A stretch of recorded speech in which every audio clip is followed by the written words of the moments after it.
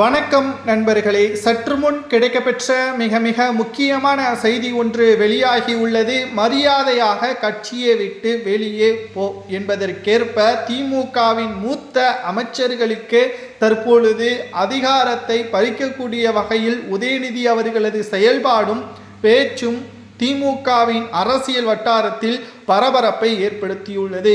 இந்த சட்டசபை தேர்தல் என்பது திமுகவை அடுத்த 15 ஆண்டுகள் கட்டி காப்பதும், தோல்வியடைந்தால் அதிமுகவை போல் உட்கட்சி மோதல் ஏற்பட்டு திமுக சுக்குநூறாக உடைவதும் மூத்த அமைச்சர்களாலும் மூத்த நிர்வாகிகளாலும் தான் இருக்கிறது. கடந்த சில ஆண்டுகளாகவே மக்களை பற்றி அவதூறாகவும் வாய்க்கு வந்தபடி பேசியும் திமுகவின் மூத்த அமைச்சர்கள் பல்வேறு சர்ச்சைகளையும் ஈடுபட்டுள்ளனர். அமலாக்கத்துறை அதிகாரிகளது லிஸ்டிலும் மிக முக்கியமான இடத்திலும் இருக்கிறார்கள். இப்பேற்பட்ட ஒரு சூழலில் தான் தற்பொழுது திமுகவின் அமைச்சர்கள் தற்பொழுது மூத்த அமைச்சர்கள் வருகின்ற சட்டசபை தேர்தலில் போட்டியிட வேண்டாம் என்று உதயநிதி அவர்கள் திமுகவின் தலைவரிடம் கோரிக்கையும் வைத்துள்ளார்.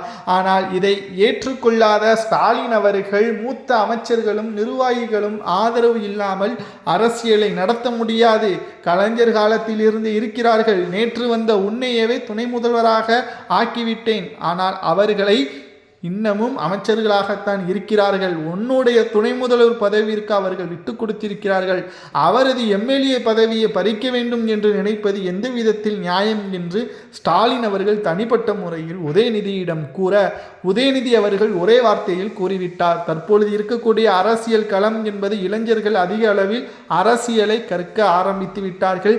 யார் நல்லவர் யார் கெட்டவர் என்பதும் புரிந்து கொள்ளக்கூடிய அளவிற்கான அரசியலையும் தற்பொழுது கற்க ஆரம்பித்து விட்டார்கள். இனியும் அமலாக்கத்துறை அதிகாரிகளது லிஸ்டில் இருக்கக்கூடியவர்களுக்கு வேட்பாளர் சீட் கொடுத்தால், எம்எல்ஏ பதவியே அவர்களுக்கு கொடுத்தால் நிச்சயம் அது அந்த தொகுதியில் தோல்வியே தான் பெற முடியும் என்பதை உதயநிதி அவர்கள் கூறியுள்ளார். இதனால் அமைச்சர் KN நேரு, பொன்முடி, துரைமுருகன் இவர்களுக்கு எம்எல்ஏ பதவி கிடையாது, கட்சியின் ஆலோசகர்களாக இருக்கட்டும் என்பதற்கேற்ப தற்பொழுது உதயநிதி அவர்கள் கூறியுள்ளார். கட்சியில் இடமில்லை, வெளியே போ என்பதற்கேற்ப தற்பொழுது உதயநிதியின் பேச்சு இருப்பதாக சமூக வலைதளங்களிலும் அரசியல் நிகழ்வுகளிலும் நம்மால் பார்க்க முடிகிறது.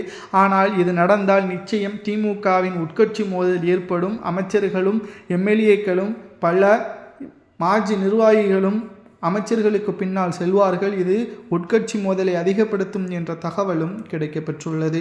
உதயநிதி கூறுவது சரியா தவறா என்பதை கமெண்ட் வாயிலாக கூறுங்கள்.